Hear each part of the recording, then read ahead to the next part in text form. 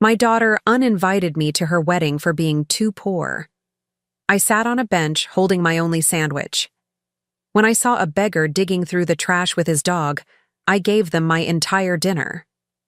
2 hours later, 15 black BMWs blocked the venue. The man stepped out and simply said something that, "I'm glad to have you here. Follow my story until the end and comment the city you're watching from so I can see how far my story has reached."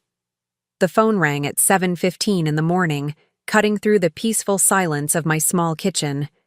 I was standing at the counter, spreading peanut butter on day-old bread for what would be my only meal until dinner. The caller ID showed Cora's name, and my heart immediately lifted. My daughter rarely called anymore, especially not this early. "Cora, sweetheart," I answered, unable to hide the joy in my voice. "How are you feeling? Only 3 days until the big day." The silence that followed lasted long enough to make me check if the call had dropped. When Cora finally spoke, her voice was different. Cold, distant. Nothing like the excited bride-to-be I'd expected. "Mom, I need to talk to you about Saturday." I set down my knife, giving her my full attention. "Of course. What about it? Do you need help with anything? I know I can't afford much, but that's exactly what I'm calling about." Her words came fast, like she'd rehearsed them. "Mom, I've been thinking, and Bradley's family. They're very particular about appearances. The Whitmores have a certain image to maintain." My stomach began to twist. "I don't understand. What does that have to do with— You can't come to the wedding." The words hit me like a physical blow. I gripped the edge of the counter, my knees suddenly weak. "What did you say?" "I'm uninviting you, Mom. I'm sorry, but you don't fit in with what we're trying to create. Your clothes, your background, the way you talk about money all the time because you don't have any. It would be embarrassing." I couldn't breathe. 26 years of raising this girl alone, working 3 jobs to keep food on our table, wearing the same 4 dresses for years so she could have new school clothes. 26 years, and this was what I got in return. "Cora, please, I'm your mother. I raised you by myself after your father died. I gave you everything I had. And I'm grateful for that, I really am. But Mom, this is my chance to finally have a real family. The Whitmores are successful people. They vacation in the Hamptons and attend charity galas. They don't need to count every dollar like we always did. I can't have you there reminding everyone of where I came from." Each word felt like a knife twisting deeper. "Where you came from. You came from love, Cora. You came from a mother who worked herself to the bone to give you opportunities. I know, and like I said, I'm grateful. But this is bigger than us now. This is about my future with Bradley and his family. They've already expressed concerns about my background, and having you there would just make things worse." I thought about the new dress hanging in my closet. $300 I'd saved over 8 months, eating nothing but peanut butter sandwiches for lunch every day. It was the first new dress I'd bought myself in 5 years, and I'd chosen it specifically for her wedding. Navy blue with small white flowers, simple but elegant. I'd imagined dancing with her, watching her face light up when she saw me looking my best for her special day. "What about your father's memory?" I whispered, my voice breaking. "He should be represented there. I'm the only connection you have to him." "Mom, please don't make this harder than it already is. I've made my decision. You can watch the ceremony online if you want. Bradley's cousin is live streaming it." Live streaming. She wanted me to watch my only child's wedding through a computer screen like a stranger, like I meant nothing to her at all. "I helped pay for this wedding," I said, my voice stronger now, anger mixing with the pain. "That $2,000 I gave you last month was my entire savings account, money I'd been putting away for emergencies. And I told you not to do that. I never asked you to empty your savings.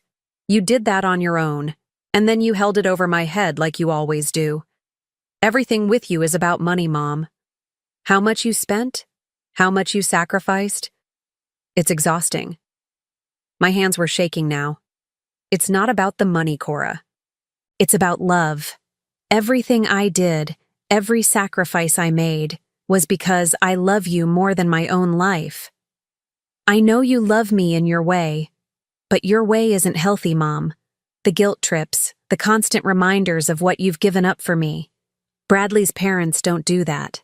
They just give freely without expecting gratitude or making you feel like you owe them something. I never wanted you to owe me anything. I wanted you to understand that love sometimes requires sacrifice, that families support each other through hard times. Well, I don't want that kind of family anymore. I want the kind where people are successful and stable and don't have to worry about keeping the lights on. I want to be a Whitmore now. The finality in her voice told me everything I needed to know. This wasn't a discussion. This wasn't even really a phone call. It was a dismissal. So that's it then? 26 years, and I'm just dismissed? It doesn't have to be forever, Mom. Once Bradley and I are settled, maybe things can be different. But right now, I need you to respect my decision and stay away from the wedding. I closed my eyes, picturing her as a little girl, how she used to climb into my lap when thunderstorms scared her, how she'd beg me to read just one more bedtime story, how proud she looked when she graduated high school, running to hug me first, telling me she couldn't have done it without me. That little girl was gone. In her place was a woman who saw me as an embarrassment, a burden, a reminder of a life she wanted to forget. Will you at least tell me about it afterward? Will you call and tell me how beautiful you looked? How the ceremony went? Another long pause. I think it's best if we don't talk for a while, Mom. I need space to start my new life. The line went dead. I stood in my empty kitchen, still holding the phone, still wearing the same worn bathrobe I'd had for 10 years. The peanut butter sandwich sat forgotten on the counter, and suddenly, I wasn't hungry anymore. I wasn't anything anymore. I walked to my bedroom and opened the closet, staring at that navy dress. $300. 8 months of skipped lunches. All for a wedding I wasn't welcome at, for a daughter who no longer wanted me in her life. But even as the tears came, even as my heart broke into pieces, I knew something with absolute certainty. I had been a good mother. I had loved her with everything I had. If that wasn't enough for her, if that embarrassed her, then the problem wasn't with me. I was going to that wedding, not to cause a scene, not to embarrass her, just to see my little girl get married from a distance, just to be there, even if she didn't want me to be. Because that's what mothers do. We love our children even when they break our hearts. 3 days later, I found myself sitting on a weathered wooden bench across from the most beautiful building I'd ever seen. The Whitmore Estate's main hall rose before me like something from a fairy tale, all white marble columns and cascading flower arrangements. Even from this distance, I could hear the soft melody of a string quartet warming up, the gentle murmur of arriving guests, the clink of expensive glasses being arranged. I'd put on the navy dress after all. It fit perfectly, and despite everything, it made me feel dignified. I'd done my hair in a simple bun and worn my mother's pearl necklace, costume jewelry she'd bought at Woolworth's 40 years ago, but it still caught the light beautifully. If someone glanced my way from across the street, they might think I belonged here. But I didn't belong here. Cora had made that abundantly clear. I unwrapped my peanut butter sandwich, the same lunch I'd been eating for months to save money for her wedding gift. The irony wasn't lost on me. Here I sat, eating the meal of someone who couldn't afford anything else, while watching my daughter marry into a family that probably spent more on flower arrangements than I made in a year. The bench was positioned under an old oak tree that provided perfect shade and an unobstructed view of the estate's main entrance. I could see the elegant guests arriving in their luxury cars, women in designer dresses that probably cost more than my annual rent, men in tailored suits that fit like they were born wearing them. Everyone looked polished, confident, like they'd never questioned whether they belonged somewhere. I took a small bite of my sandwich, chewing slowly to make it last. It would be my only food until I got home tonight. But watching from here, Seeing Cora's wedding from afar, somehow it felt worth it. That's when I noticed him. An elderly man was crouched beside a garbage bin near the corner of the street, his weathered hands carefully sorting through the contents. A small dog, some kind of terrier mix with graying fur around his muzzle, sat patiently beside him, his tail wagging hopefully. The man was dressed in layers despite the warm afternoon, a faded brown coat over what looked like several shirts, pants that had seen better decades, and boots that were held together more by determination than leather. But something about him caught my attention. His movements were careful, methodical. He wasn't frantically digging like someone desperately hungry. He was searching with the patience of someone who had learned to find dignity even in desperate circumstances. The dog looked up at his companion with such pure loyalty and love that it made my chest ache. Here was devotion that asked for nothing in return except companionship. The kind of love I thought I'd shared with Cora before she decided I was an embarrassment. The man found something, a partially eaten apple, and examined it carefully before offering it to his dog first. The animal sniffed politely but didn't take it, as if he understood that his friend needed it more. The gesture of offering it first, though, that spoke of a man who still remembered kindness even when he had nothing left to give. I looked down at my sandwich, peanut butter on day-old bread. Simple but filling, probably more substantial than anything that man had eaten today. Before I could talk myself out of it, I stood up and walked toward them. "Excuse me," I called out softly, not wanting to startle either of them. The man looked up, and I was struck by his eyes. They were a warm brown, clear and intelligent, set in a face that showed the wear of too many hard nights, but also held a dignity that circumstances couldn't erase. His silver hair was clean but shaggy, and his beard was neatly trimmed despite his obvious situation. "Ma'am?" he said, straightening up with surprising grace. His voice was cultured, educated. Not what I'd expected. "I was wondering if you and your friend might be hungry," I said, holding out my sandwich. "I have more than I need." He stared at the offering, and for a moment I saw something flicker across his face. Surprise, maybe even suspicion. People probably didn't often approach him with kindness. "That's very generous of you," he said carefully, "but I couldn't take your lunch." "Please," I insisted. "I insist. It's just peanut butter, nothing fancy, but it's fresh." The dog had perked up at the mention of food, his tail wagging more enthusiastically. The man looked down at his companion, and I could see the moment his resolve softened. "Well," he said, "if you're certain. Charlie here hasn't had a proper meal in a couple of days." "Charlie's a handsome fellow," I said, watching as the man carefully tore the sandwich in half, offering the larger piece to his dog first.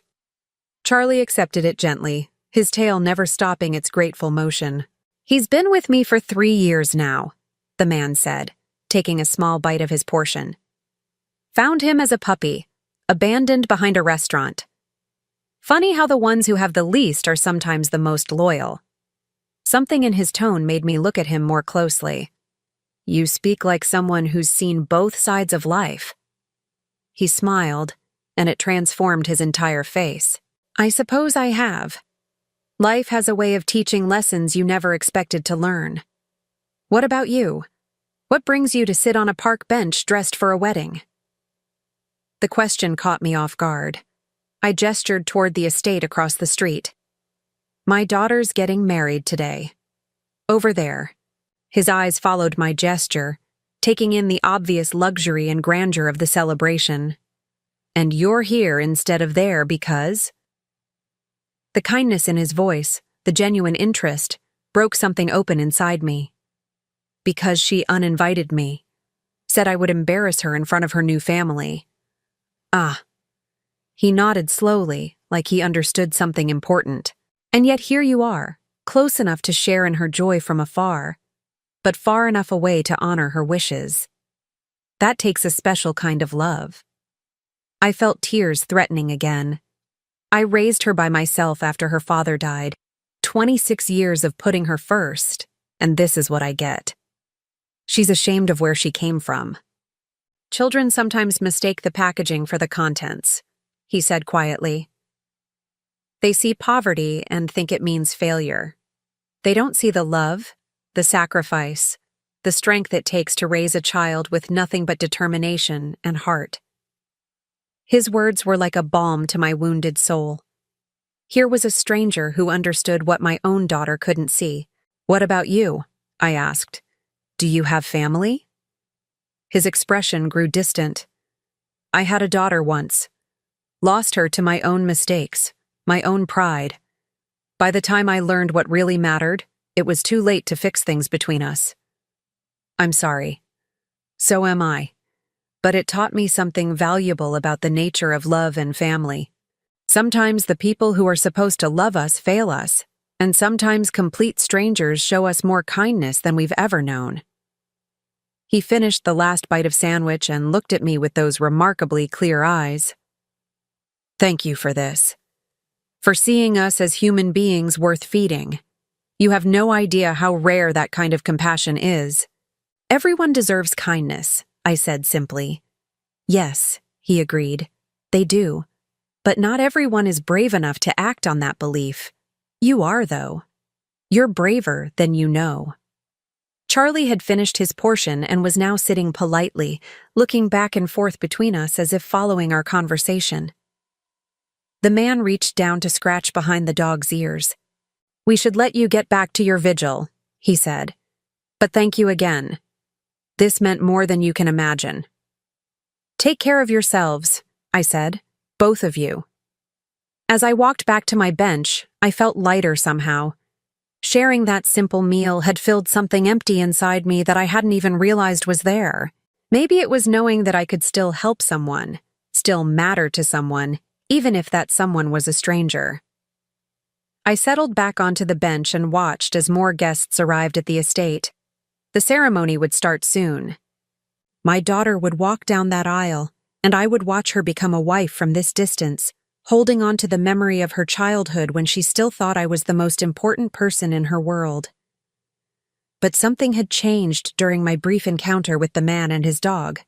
I no longer felt quite so alone, quite so worthless. I had shown kindness when I could have wallowed in my own pain. I had chosen to give when I had little to spare.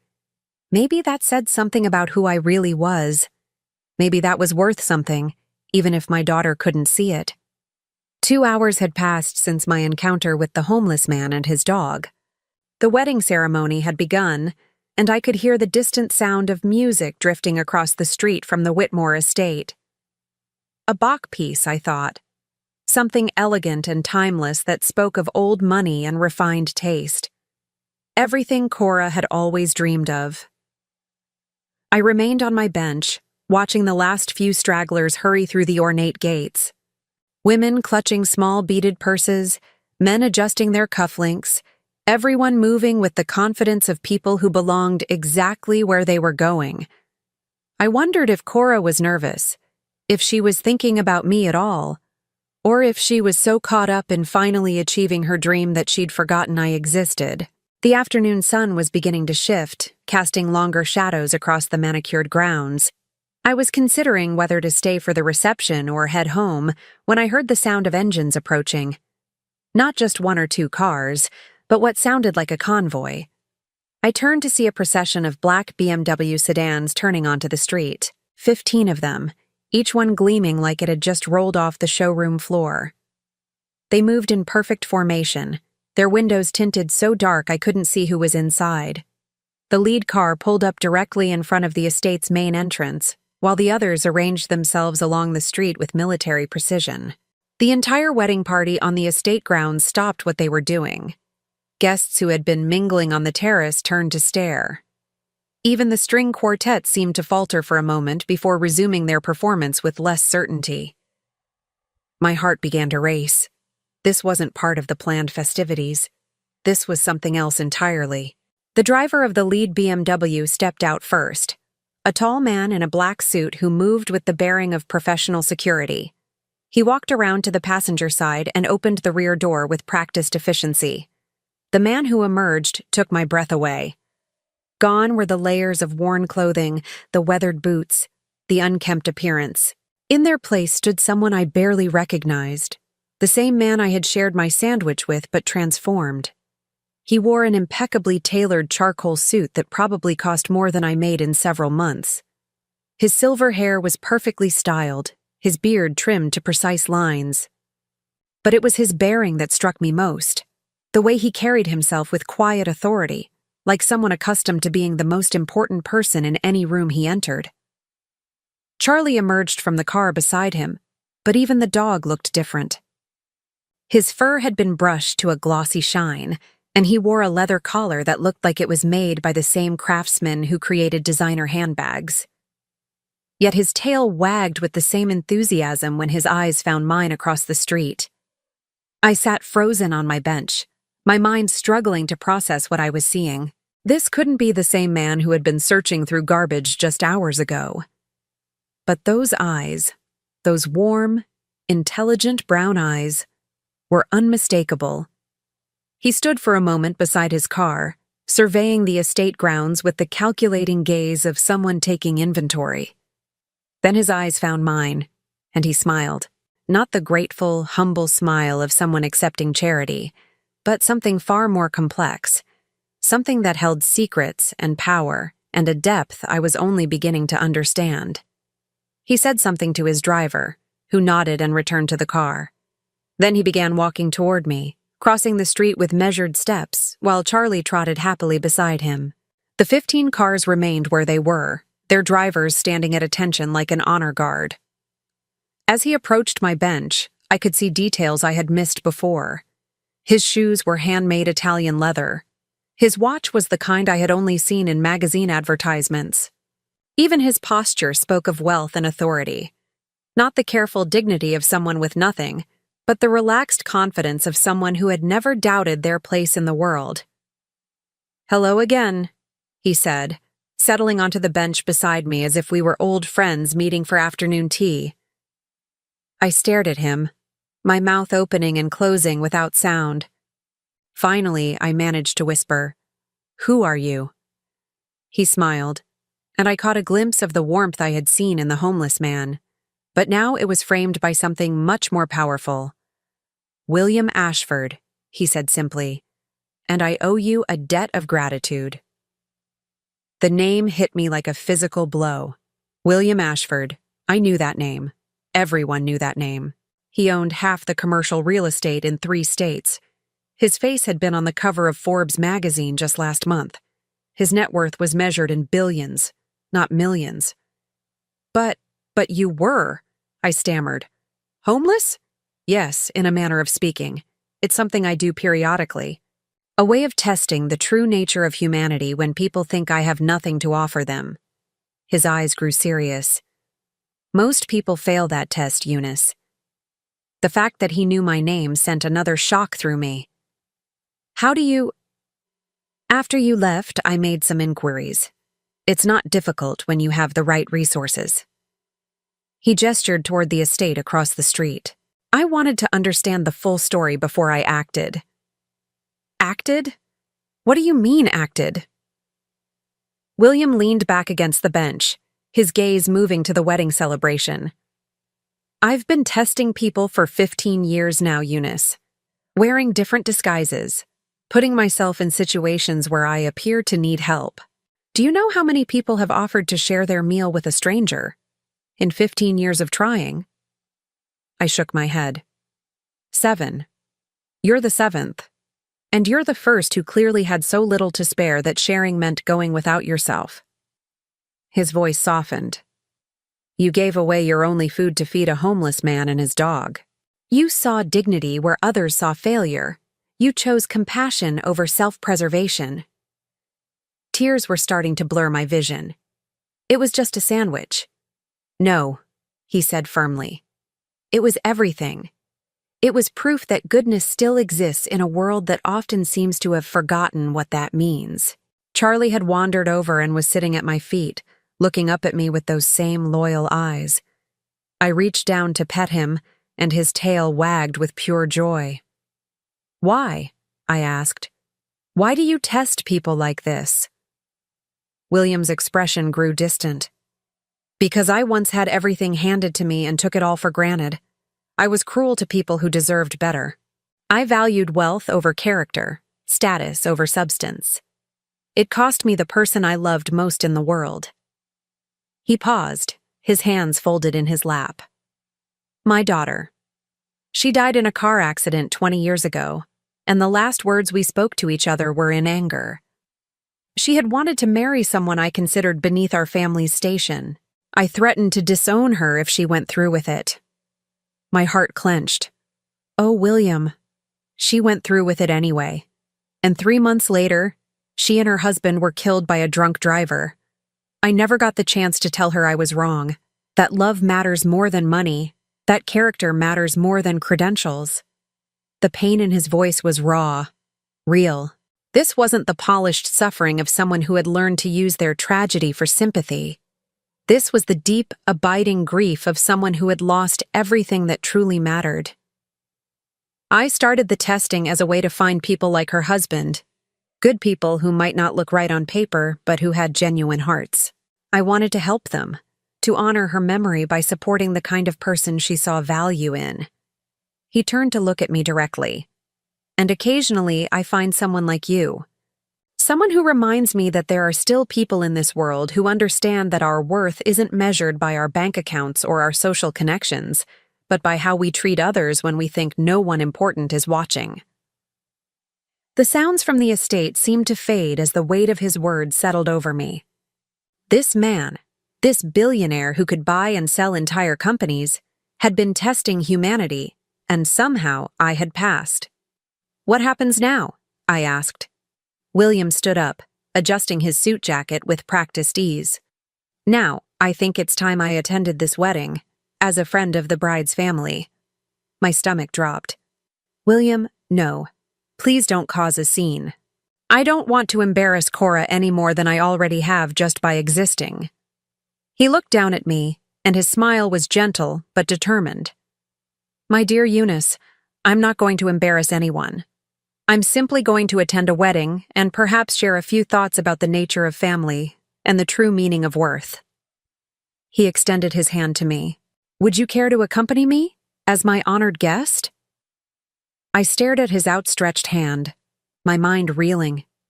Everything I thought I knew about this day had just changed. The homeless man I had fed was one of the most powerful people in the country. The daughter who had rejected me was about to encounter a force she had never imagined. But more than that, I was being offered something I had never expected.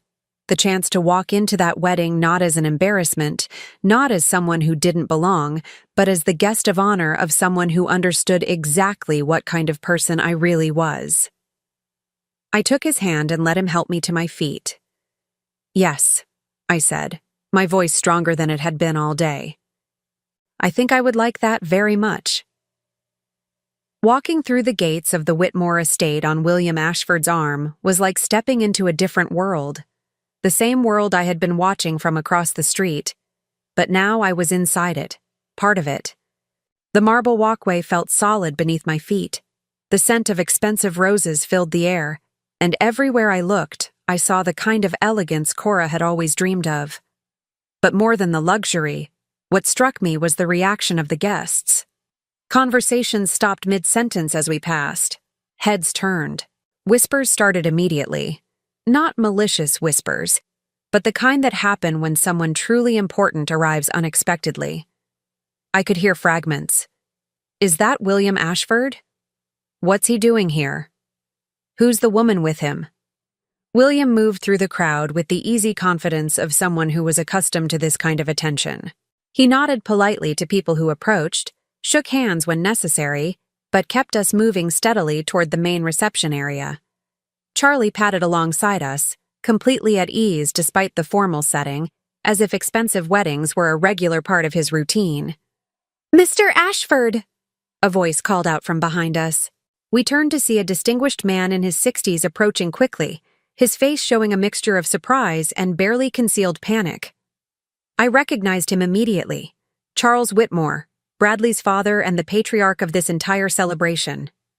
"Charles," William said warmly, extending his hand. Congratulations on your son's wedding. I hope you don't mind my dropping by unannounced." "Mind? Of course not, of course not," Charles stammered, clearly flustered. "We're honored by your presence, but I had no idea you knew our family." "Actually, I don't know your family at all," William said with a slight smile. "I'm here because of Mrs. Henderson." He placed a gentle hand on my arm. "She's an old friend, and when I learned about today's celebration, I simply had to attend." Charles' eyes shifted to me for the first time, and I could see him trying to place me. His expression was polite, but confused. Clearly, I wasn't on any guest list he was familiar with. "Mrs. Henderson," William continued, "is one of the most remarkable women I've had the privilege to know, a woman of extraordinary character and generosity." "How lovely," Charles said, though his confusion was evident. "And how do you two know each other?" "She fed me when I was hungry," William said simply. "Shared her only meal with a stranger who needed it more than she did." In my experience, that kind of selfless compassion is incredibly rare. I felt my cheeks burning with embarrassment, but William's hand on my arm was steady and reassuring. Around us, more people were gathering, drawn by the novelty of William Ashford attending an event he hadn't been expected at. That's wonderful," Charles said, still clearly puzzled about why this warranted a personal appearance from one of the most powerful men in the state. "Where I come from," William continued, his voice carrying just loud enough for the growing crowd to hear, "we believe that character is the true measure of a person's worth. Not their bank account, not their social connections, but how they treat others, especially when they have little to give." I could see heads nodding throughout the gathering. This was exactly the kind of sentiment that played well at charitable events and society functions. The idea that virtue mattered more than wealth, even though most of these people had never had to choose between the two. "Mrs. Henderson embodies that principle better than anyone I've ever met," William went on. "She raised her daughter single-handedly after losing her husband at a young age, worked multiple jobs to ensure that child had every opportunity to succeed, sacrificed her own comfort, her own dreams, so that her daughter could attend college and build a better life." My heart was pounding now. I could see Cora across the reception area, stunning in her white gown, but frozen in place as she watched this unexpected scene unfold. Her face had gone pale, and Bradley was beside her, looking equally confused. "And today," William's voice grew softer, more intimate, "that same daughter is getting married in this beautiful ceremony. A daughter who has clearly achieved everything her mother dreamed for her." Charles nodded along, smiling now, caught up in what seemed like a heartwarming story. "How wonderful that you're here to celebrate with them both." "Actually," William said, and something in his tone made the entire gathering lean in closer, "Mrs. Henderson wasn't originally planning to attend today's festivities." The silence that followed was absolute. I could hear my own heartbeat in my ears. You see, her daughter felt that having her mother present might somehow diminish the elegance of the occasion. She was concerned that Mrs. Henderson's appearance, her background, might not reflect well on the family's new status. The temperature of the entire gathering seemed to drop several degrees. Charles's smile faltered. Around us, I could see faces changing as people began to understand what William was really saying. "I find that fascinating," William continued, his voice still perfectly pleasant, "because, in my experience, the people who are most concerned with appearances are usually the ones who have the least substance underneath. Real class, real elegance, comes from character. From the kind of love that sacrifices everything for someone else's happiness." Cora was moving toward us now, her face a mixture of panic and fury. She had clearly recognized me, despite my new status as William Ashford's honored guest. "Mr. Ashford," she called out as she approached, her voice bright and false. "What a wonderful surprise. I'm Cora, the bride." "Ah, yes," William said, turning to face her with a smile that didn't quite reach his eyes. The daughter. Congratulations, my dear. You look absolutely beautiful. Thank you so much, and thank you for being so kind to my mother. The last word came out strained, like it physically hurt her to acknowledge our relationship in front of all these people. Kind? Oh, my dear girl, your mother was the one who showed kindness. To a complete stranger who needed help. She gave away her only meal to someone she thought was homeless and hungry. William's eyes never left Cora's face. That's the kind of generosity that speaks to a person's true character. The kind of character that clearly runs in families. Cora's smile was becoming more strained by the second. She's always been generous that way. Yes, I imagine she has. 26 years of generosity from what I understand. 26 years of putting your needs before her own, your dreams before hers, your future before her present comfort. The crowd around us was completely silent now. Even the string quartet had stopped playing, though I wasn't sure if it was intentional or they had simply become too caught up in the drama to continue. I was just telling your father-in-law about the kind of sacrifice your mother made to ensure you could have opportunities she never had. Working 3 jobs, wearing the same clothes for years, living in a tiny apartment so you could attend college and build the life you wanted. Each word was like a knife, but not cutting me, cutting through the facade Cora had built around her new life. William was exposing the truth she had tried so hard to hide, but he was doing it in a way that made her look worse, not me. She even emptied her savings account to help pay for this wedding, William continued. $2,000, everything she had, because she wanted your special day to be perfect.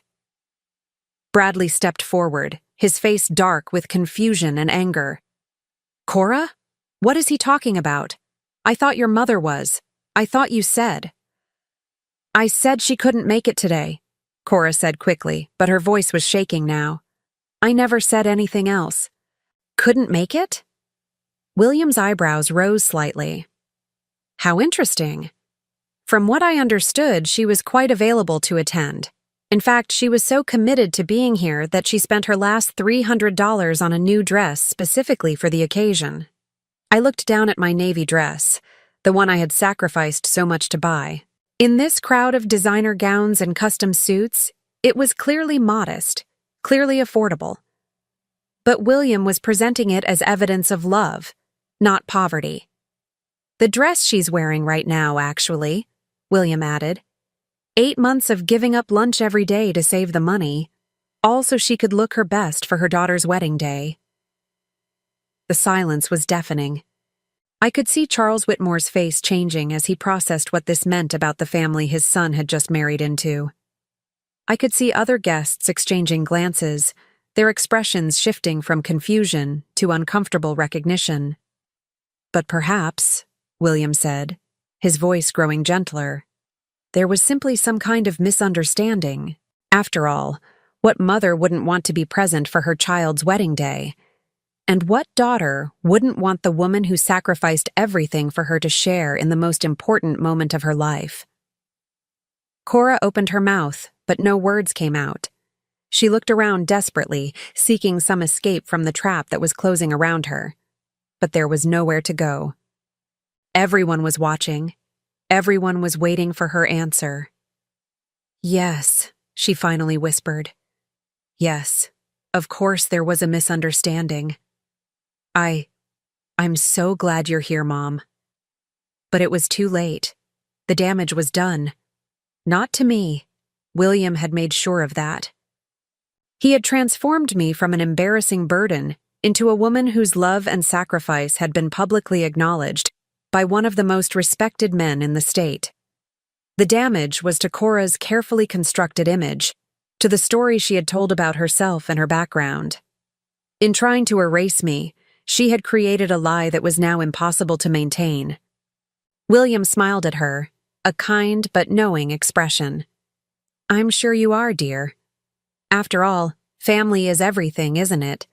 The people who love us enough to give us their last meal, their last dollar, their last hope. Those are the people who truly matter. And with that, he had said everything that needed to be said. The wedding reception continued around us, but the atmosphere had fundamentally changed. Conversations resumed, but they were quieter, more subdued. I could feel eyes on me wherever William and I moved. Not the dismissive glances I had expected, but something closer to respect. Or perhaps curiosity about the woman who had somehow earned William Ashford's public endorsement. Cora had disappeared shortly after William's speech, claiming she needed to touch up her makeup. Bradley had followed her, his face tight with questions that clearly needed immediate answers. The Whitmore family was doing their best to maintain the facade of celebration, but I could see Charles and his wife exchanging worried glances when they thought no one was looking.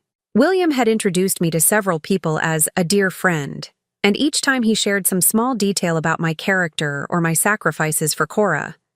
Never in a way that felt performative or calculating, but with genuine warmth and admiration. People listened to him, nodded along, asked me polite questions about my life. For the first time in years, I felt seen. But underneath the surreal nature of finding myself the honored guest at a wedding I hadn't been invited to, I was struggling with a growing unease. This wasn't really about me being vindicated or accepted. This was about Cora being exposed, humiliated in front of the very people she had wanted so desperately to impress. "You're having second thoughts," William observed quietly as we stood near the elaborate dessert table. Charlie was lying contentedly at our feet, occasionally accepting small treats from admiring guests who seemed charmed by his presence. "How did you know?" "Your face is very expressive. And you have a kind heart, the same heart that made you share your sandwich with a stranger. You're worried about your daughter." I nodded, watching across the room where Cora had finally returned, her smile bright but brittle as she accepted congratulations from guests. "She made a terrible choice, but she's still my daughter. And this feels like revenge." "Is it revenge you want?" The question hung between us. I thought about the phone call 3 days ago, the casual cruelty in Cora's voice, the way she had dismissed 26 years of love as an embarrassment. I thought about sitting alone on that bench, eating my last meal while watching her wedding from a distance like an unwelcome stranger. "No," I said finally, "I don't want revenge. I just wanted her to see me, to acknowledge that I matter, that what I did for her mattered. And now? Now I'm afraid she'll never forgive me for this, that I've lost her forever." William was quiet for a long moment, his eyes following my gaze to where Cora was laughing too loudly at something one of her new relatives had said. "Eunice, can I tell you something about forgiveness?" I nodded. Real forgiveness, the kind that heals instead of just patching over wounds, requires truth first. You can't forgive what you won't acknowledge happened. Your daughter convinced herself that you were the problem, that your love came with too high a price, that your sacrifices were somehow burdensome instead of beautiful. He paused, adjusting his tie with the unconscious gesture of someone accustomed to formal wear. But she was living a lie, building her new life on the foundation of denying who you are and what you gave her. That's not sustainable, and it's not healthy. So you forced the truth into the open. I revealed what was already true. The question now is what she chooses to do with that truth. As if summoned by our conversation, Cora appeared beside us. Her wedding makeup was still perfect, but I could see the strain around her eyes, the tension in her shoulders. She had clearly been crying, though she had done her best to hide it. "Mom," she said, her voice carefully controlled, "could I speak with you privately? Please?" I looked at William, who nodded encouragingly. "I'll be right here when you're ready," he said. Cora led me to a quiet corner of the garden, away from the reception guests, but still within sight of the main celebration. We stood among perfectly manicured rose bushes, the scent of flowers heavy in the warm afternoon air. For a long moment, neither of us spoke. Finally, Cora wrapped her arms around herself, despite the warmth of the day. "How long have you known him?" she asked. "I met him this afternoon, a few hours before you saw us together." Her eyes widened. That's impossible. He talked about you like he'd known you for years. He's very good at understanding people quickly. I thought about William's explanation of his testing, but something told me that wasn't a story for Cora to hear. At least not today. Mom, I don't understand any of this. How did you end up here with William Ashford? How did he know about the money you gave me? About the dress? About everything? I could see the genuine confusion in her face, mixed with something that might have been fear. Her carefully constructed new world had just been shaken to its foundation, and she was struggling to make sense of it. He asked questions about my life, and I answered them honestly, just like I always have with you. But why would he care? Why would someone like him involve himself in our family problems? The way she said family problems, as if this was some minor disagreement rather than her complete rejection of me, sparked a flicker of anger. But I pushed it down. This wasn't the time for anger. Maybe because he recognizes that they're not problems, Cora. They're just differences. I may not have the money or status of the Whitmores, but that doesn't make me less valuable as a person. Or as your mother. Her face crumpled slightly. I never said you weren't valuable. Yes, you did. You said I was an embarrassment. You said I would ruin your wedding just by existing in the same space as your new family. You uninvited your own mother because you were ashamed of where you came from. I wasn't ashamed of you, she said, but her voice lacked conviction. I wanted everything to be perfect. The Whitmores have such high standards, and I've worked so hard to fit in with them. And what about fitting in with your own family? What about honoring the woman who made it possible for you to have the education and opportunities that brought you to this place? Tears were starting to flow now, ruining her carefully applied makeup. I know you sacrificed for me, Mom. I know you worked hard and went without things so I could have more. But you never let me forget it. Every conversation, every disagreement, you always brought up what you'd given up for me. The accusation hit me like a physical blow. I never meant to make you feel guilty. I just wanted you to understand that love sometimes requires sacrifice. That family means supporting each other through difficult times. But it felt like manipulation.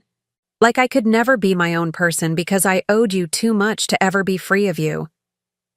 I stared at her, this beautiful young woman in her expensive wedding dress, and for the first time I began to understand her perspective. Not agree with it, but understand it. So you decided to be free of me entirely. She nodded miserably. I thought if I could just start over with Bradley's family, I could be the person I wanted to be instead of the person who was shaped by poverty and struggle, and always having to be grateful for every small kindness. And who is that person, Cora? Who are you when you're not my daughter? The question seemed to catch her off guard. She looked around the elegant garden, at the expensive reception happening beyond the roses, at the new life she had built for herself. I don't know, she whispered. I thought I did, but after today, I don't know anymore. I reached out and took her hands, noting how soft they were, how carefully manicured. These were the hands of someone who had never had to work 3 jobs, or skip meals, or choose between heating and electricity. You're someone who was loved enough that your mother emptied her savings account for your wedding. You're someone who was given every opportunity to succeed because someone believed you were worth the sacrifice. You're someone whose mother sat on a bench across the street just to catch a glimpse of your happiness, even after you rejected her. She was crying openly now. I'm so sorry, Mom. I'm so sorry for what I said, for how I treated you. But I don't know how to fix this. Everyone in there heard what Mr. Ashford said. They know what I did. Bradley is furious with me. His parents think I'm a liar and probably a gold digger. Are you? I asked quietly. Am I what? A gold digger? Did you marry Bradley for his money? She was quiet for a long time. I don't know, she finally admitted. I loved him, but I also loved what he represented. Security, status, never having to worry about money again. never having to choose between paying rent and buying groceries. Those aren't terrible things to want, Cora, but they're not the only things that matter. I know that now, but I don't know if it's too late. I looked back toward the reception, where I could see William standing exactly where we had left him, Charlie still at his side. He was talking with Charles Whitmore, and from their body language, it seemed to be a serious conversation. It's not too late to be honest about who you are and where you came from. It might be too late to maintain the fantasy you built about being someone else entirely, but that was always going to crumble eventually anyway. What do I do now, Mom? How do I fix this? For the first time since this whole ordeal began, she was asking for my advice instead of rejecting it. She was calling me Mom instead of trying to pretend I didn't exist. You start by telling the truth. To your husband, to his family, to yourself. You stop trying to be someone you're not and start being proud of who you are, including where you came from. She nodded, wiping her eyes with the back of her hand. And you? Will you forgive me? I thought about William's words about forgiveness requiring truth first. We had truth now, painful as it was. I love you, Cora. I've always loved you. But forgiveness, that's going to take time. And it's going to require you to show me that you've learned something from this, not just say you have. She nodded again, more firmly this time. I understand. And one more thing, I said, my voice growing stronger. I won't apologize for who I am or what I did to raise you. I'm proud of the life I gave you, even if you're not. And I won't shrink myself down anymore to make you comfortable with your choices. Something in her expression shifted, and for a moment I saw a flash of the little girl who used to be so proud to be my daughter. I wouldn't want you to, she said. I think I forgot how strong you are, how strong you had to be to raise me alone. We stood there in the garden for a few more minutes, not quite reconciled, but not quite estranged either. When we finally returned to the reception, William was waiting with an expression that suggested he had news to share. Everything all right? He asked gently. We're working on it, I said, and meant it. He smiled, then turned to include Cora in our conversation. I've been talking with your new father-in-law about some business opportunities. It seems he's been looking for investors for a new venture, and I might be interested in participating. Cora's eyes widened. The implications were clear. William's continued involvement in their lives, his tacit approval of the marriage, could mean the difference between acceptance and rejection from Bradley's family. But, William continued, his gaze moving between us, I only invest in families with integrity, families who are honest about their history and proud of their values. The message was unmistakable. Cora could have William's support and everything that came with it, but only if she stopped running from who she really was. I understand, she said quietly. William nodded, then turned to me. Eunice, I have a proposal for you as well, if you're interested in hearing it. 6 months later, I stood in my new office on the 15th floor of the Ashford Foundation building, looking out over a view of the city that still took my breath away. The morning sun streamed through floor-to-ceiling windows, illuminating the mahogany desk where I had just finished reviewing grant applications from families in crisis. Families like mine had been once upon a time. The transformation of my life had been gradual but profound. William's proposal that day at the wedding had been both simple and life-changing. He wanted me to head the family services division of his charitable foundation, not as a token gesture or out of pity, but because he believed my experiences, both the struggles and the love that had carried me through them, gave me unique insight into what families truly needed. You understand poverty from the inside, he had explained during our first official meeting. But more importantly, you understand love, real love, not the conditional affection that disappears when circumstances change. That's exactly what our foundation has been missing. The salary he offered was more than I had ever imagined earning. $60,000 a year, with full benefits and a retirement plan that would ensure I never had to worry about my basic needs again. But more than the money, It was the work itself that fulfilled me. Every day, I reviewed applications from single mothers working multiple jobs, from families choosing between medicine and groceries, from people who had fallen through the cracks of a system that often seemed designed to help everyone except those who needed it most. And every day, I made sure that at least some of those families received the help they deserved. Charlie had become the office therapy dog, though William insisted that was Charlie's idea rather than his. The aging terrier seemed to have an instinct for which visitors needed comfort most. Today he was lying contentedly in his bed by the window, occasionally raising his head to monitor the activity in the hallway. A soft knock on my door interrupted my morning review of files. "Come in," I called. My assistant, Maria, poked her head through the doorway. "Mrs. Henderson, you have a visitor. She says she's your daughter." My heart did a small flutter. Cora and I had been slowly rebuilding our relationship over the past 6 months, but it was still fragile, still careful. We spoke on the phone every few weeks, and she had visited my new apartment twice, but she had never come to my office before. "Send her in, please." Cora entered wearing a simple blue dress that was elegant but not ostentatious.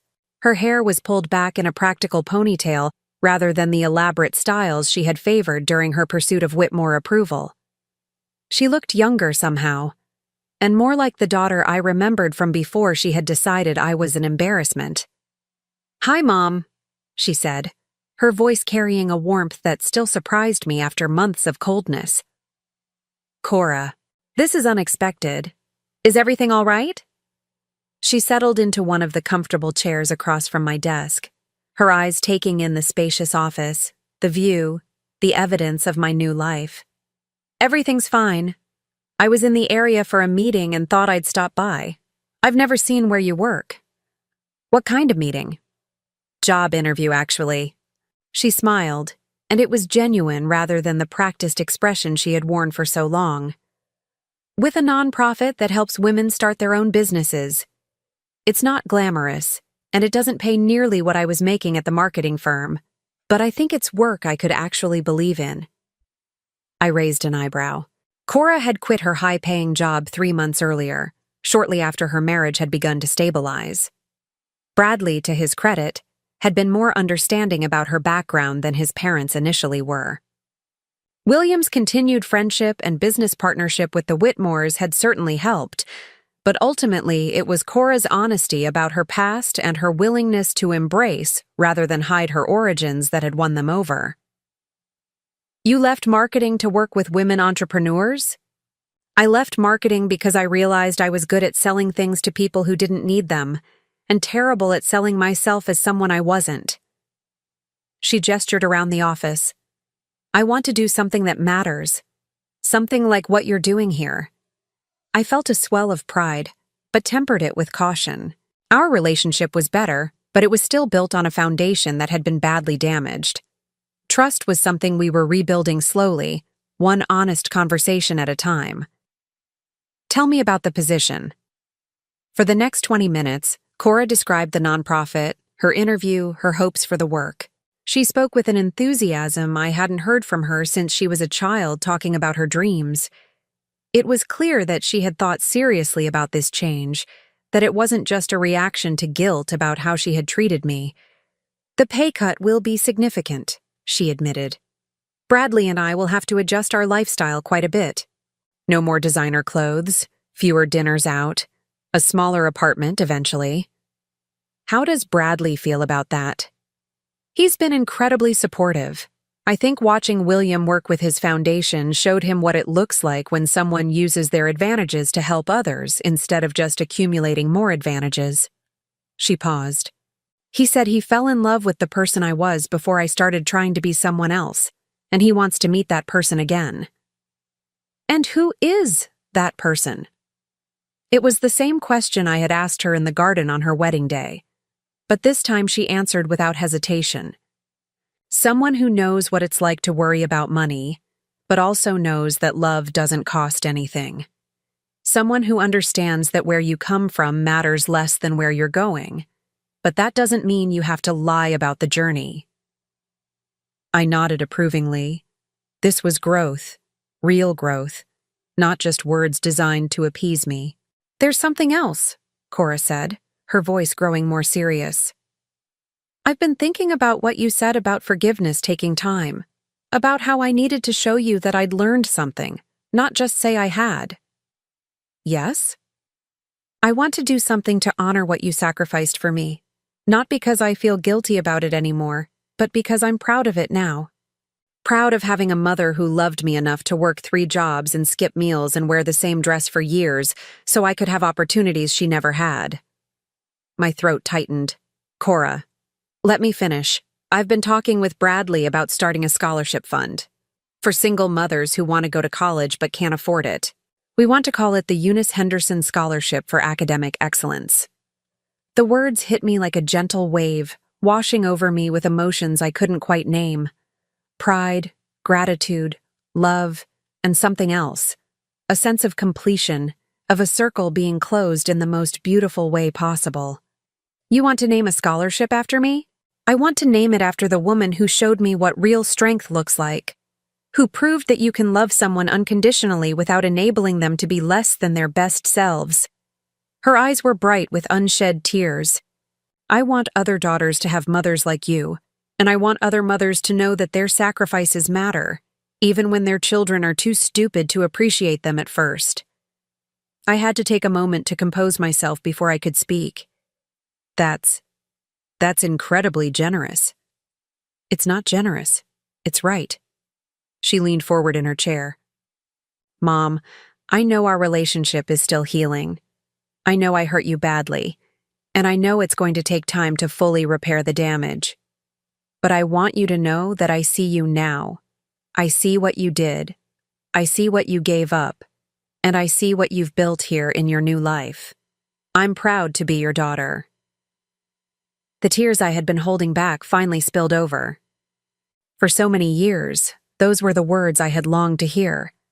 Not gratitude born of obligation, but recognition born of understanding. "I'm proud of who you're becoming," I said. "The woman who wants to help other women build businesses, who's honest about her past, who's learned to value character over appearance. That's the daughter I always believed you could be." We sat in comfortable silence for a few minutes, watching the city move below us through the large windows. Charlie had wandered over and was now resting his head on Cora's foot, accepting gentle scratches behind his ears. "Will you consider being on the scholarship selection committee?" Cora asked. "I can't think of anyone better qualified to identify which applicants have the determination and character to succeed." "I'd be honored." She smiled, and for the first time in years, it reminded me of the little girl who used to beam with pride when she brought home a good report card or a drawing she had made especially for me. "There's one more thing," she said. "Bradley and I have been talking about starting a family. When that happens, I want my children to know their grandmother, the real grandmother, not some sanitized version who pretends to be something she's not. I want them to hear stories about how you worked 3 jobs and saved every penny to give me opportunities. I want them to understand that love sometimes requires sacrifice, and that the people who love them enough to make those sacrifices are the most valuable people in their lives." My heart felt so full I thought it might burst. "I would love that."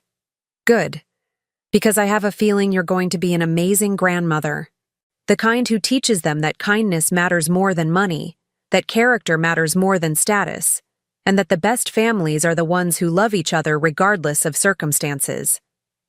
After Cora left, I remained at my desk for a long time, processing the conversation and the changes it represented. My phone buzzed with a text from William. "Dinner tonight? Charlie insists on the restaurant with the outdoor patio where he can people watch." I smiled as I typed back, "Of course, we have good news to celebrate." Over the past 6 months, William and I had developed an easy friendship built on mutual respect and shared values. He had never tried to make our relationship into something romantic. We were both still carrying too much history for that. But he had become a true friend. The kind of person who understood that the most important connections are built on character rather than convenience. As I gathered my things to leave for the day, I caught sight of my reflection in the window. The woman looking back at me was still recognizably the same person who had sat on that park bench 6 months ago, but she was transformed. She wore a tailored suit that fit perfectly. Her hair was professionally styled, and her posture spoke of confidence and purpose. But more than the external changes, there was something different in her eyes. They held the peace that comes from knowing your worth, from finding work that matters, from loving people who love you back in healthy ways. I had lost a daughter who was ashamed of me, but I had gained one who was proud of me. I had lost a life of financial struggle, but I had gained work that used my struggles to help others.